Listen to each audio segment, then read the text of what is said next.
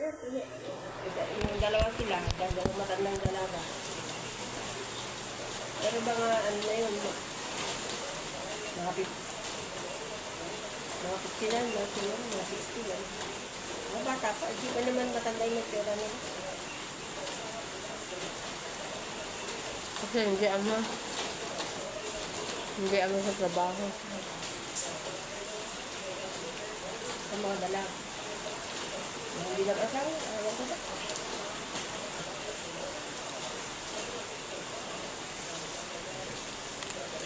Yung doktor, na anak niya, pag umaga daw, araw, panggabi naman daw yung isa. Kasi nakakasat na ako. Ba't kasi hindi kayo kukuha ng caregiver? Mag-alis daw niya. Isang Canada, kukuha na ng caregiver. Para sa supervision na lang. Hindi yung ikaw mismo nakatanod doon.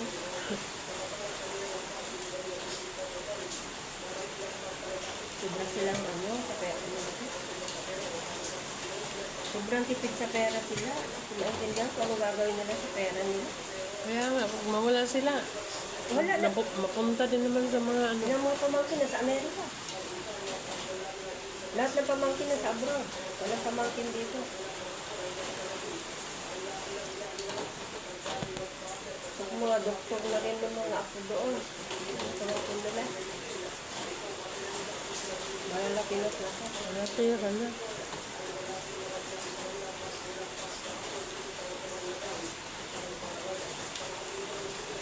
Pero nung buhay pa ang nakakaintindi pa yung pangko.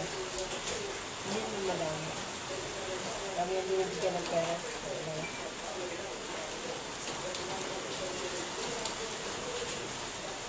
Minsan, dito kami sa Baclaran.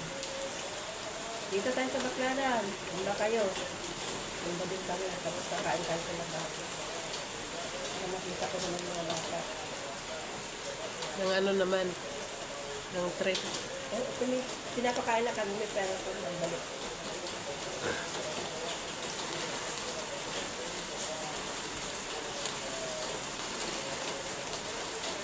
Ari-arian kasi marami sila. Yung asawa niya dati may hotel sa area.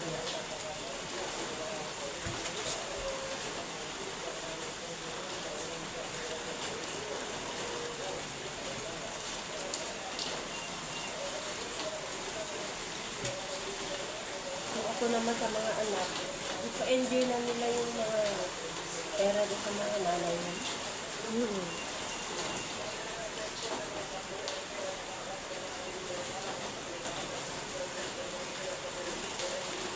Nakakawalang ganang pumunta sa kanila. Wala kang maupuan. Yeah. Ang mga nakaupo po yung TV, mga dito, mga TV, mga oven, gamit na nakaupo. Sa hagdan, puno po. Bakit wala sila mga ganyan, mga kabinet? Meron. Puno. Sila marunong maglinis. Hindi lang marunong mag-aral sa akin. Hindi sila marunong maglinis, hindi marunong maglinis. Paano pag gamitin? Diyan lang saksak. Wala kang maupuan. Minsan nagpunta kami doon, basta marami kami yung nagkita-kita din. Malaki naman yung bahay. Malaki, 3 floors. Puno yan ng mga gamit ang Wilma. Kumuha ka ng mga damit, mga sapatos. Saan natin? Tingin ka dyan, buksan mo mga cabinet. Hapon mo yung mga ito. Sabi ko, ano mo yun sa basurahan? Walang kukuha sa mga ganyan damit na. Panang ba ni kupong-kupong? Yung mga sapatos na antitigas na, nandun pa nakasalansan pa sa hagdanan. Wala. Alam mo, paa mo lang ang makakalakad doon sa may hagdanan. Puno yan ng gamit na hindi ko maintindihan. Ano ba yan? Wala silang katulong? Kahit meron, ayaw naman nilang pagalaw. Yung mga lababo nila, puro laman. Kaya kumain kami dyan sa court. Talaga pag sinaka na, magagano na kami ng mga apo ng mga pangangkin. Ano naman sa Ate Cora, sabi ko. Itapon mo yung mga ito, hindi na kailangan mga rep na sira, nandun sa garahe. Bigyan nyo yun sa ano, pakinabangan ko sa mga ano. Yung upuan nila ng ganito, nara na bilog, nandun lang sa garahe. Doon sila kumakain. Kasi wala akong makainan doon sa tapos yung mga kukan nila, butas-butas. Hindi bumili ng bago. Kung gano'n ako kaangat sa buhay. Ayoko ng gano'n klase. Oo.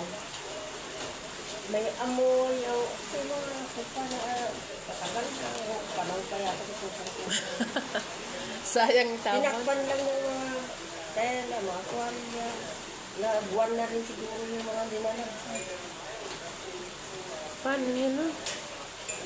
Buti Kaya wala. nga hindi sila nagbibisita. Kami lang mapilit.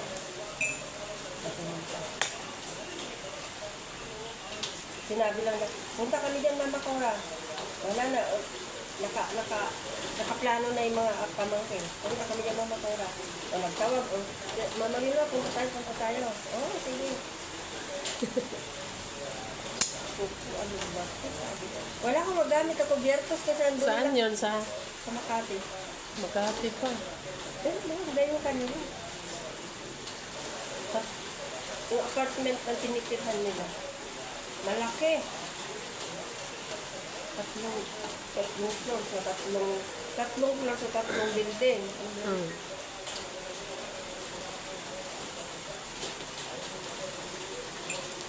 Kung ako siguro mga dalawang truck yun.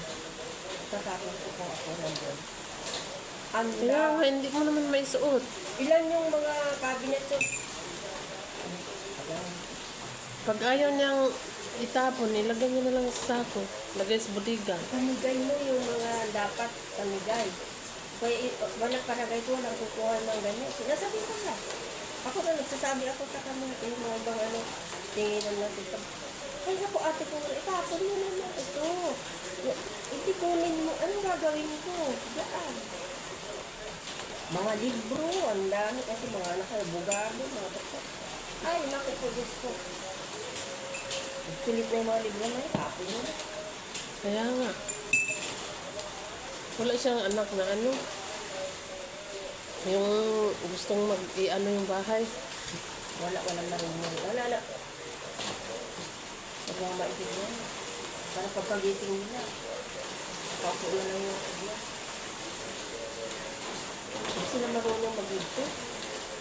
Walang linis-linis doon. Talagang ito. Paano ko maglinis? Yung dadaanan mo na lang na puro gamit. Walis na lang. Wala din wala. Ano ba yan? So nga, nangangarap ng bahay. Kung maging malinis. Oo naman. Sarap pang malinis. Yung hagdanan yung naapakan mo na lang meron space. Hindi ka pwedeng gumilit kasi puno.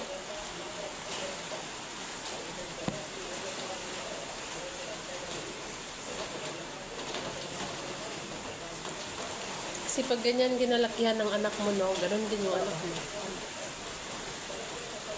Bakit si Baby hindi naman natubal? At least saka ako nag-lipstick. Tuwa naman ako. Yung ayos ang gamit niya. Gamit nila, hindi ko lang alam gawin tignan sa itsura. Baka ginalim lang. Pagod na rin siguro sa trabaho. Hindi. Sa pagod din ako. Sa tao. Kahit pagod ka, kung nagligpit ka, kung maayos ba? Sa tingin ko, hindi rin. Hindi rin maayos ang kasasalan ko.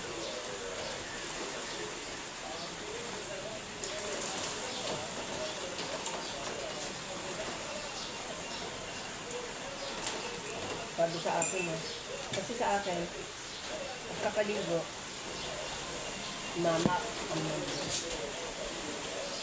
Sabi na yung banyo namin, sabi na, pinaparinig sa akin. Ayaw ni mama magbasa ang banyo. Hindi naman sa ayaw ko, gusto ko lang malinis ang banyo ko. Kasi takot ako pagpasok ko, pagdulas ako. Ay, maganda yung malinis sa banyo. Yan kasi yung pinakaano eh. Banyo.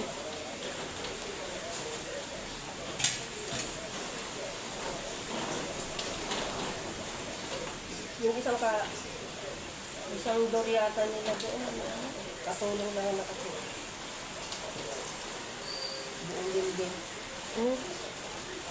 Kasi ayaw nilang palapitin ng katulong. Sa makakita ng katulong na nandun sa kabilang bahay. Bakit ayun ang... Baka daw nakain yung mga gamit. Alas. Paano maglinis? Wala nga linsin. Luto lang. Tapos, pagka nakaluto na, tutong-tong dun sa pader lang na, hindi naman pader, parang gate lang na ganyan. Pwede mo iganon yung... Dapat may maglagay siya ng CCTV. Wala siyang tiwala sa katulong. Dami na kasi mga katulong na ano. Nanakaw. Paano na sa alahera yun eh. Mahilig, sa pamilya nila mahilig ng alaka. May okasyon eh. Magdadala sila yung bawag, punta ka sa kata. Magdadala sila ng bag. O sino ba ng alahas? Sabi lang, tapos, baging dala yung bag kasi baka may mawala daw. Pero may... pumunta ng palengke. Dala-dala? Oo, bag na... Sabi nga rin kay Joy nung maliit. Paglaki mo, bigyan kita ng mga alahas. Ano pa bibigyan niya? Ay pumunta ng palengke, ninakaw yung bag.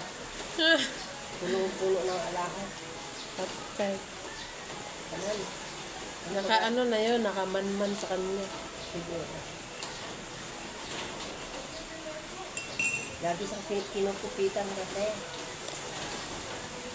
Wala na siyang tiwala. Wala. Kahit ilak yung ano niya, kwarto niya, wala na siya. Kaya Diyos ko, kahit na naliligo doon, nakabukas yung ano kasi, tignan ko yung natin, baka naman ko, ano dyan. Sabi ko, magtiwala ka sa kasama mo.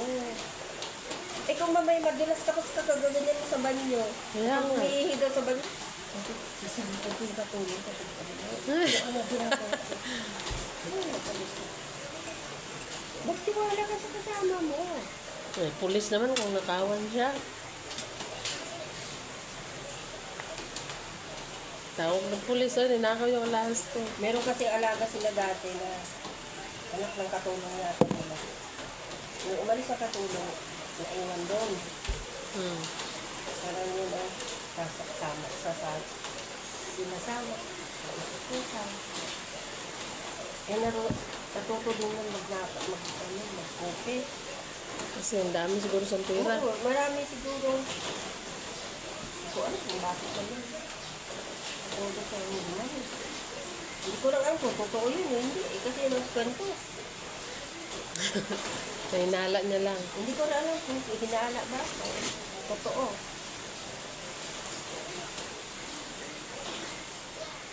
Pero marunong daw. Pero yung bata kasi parang kaya niya. Parang marunong magsinungaling din yung bata.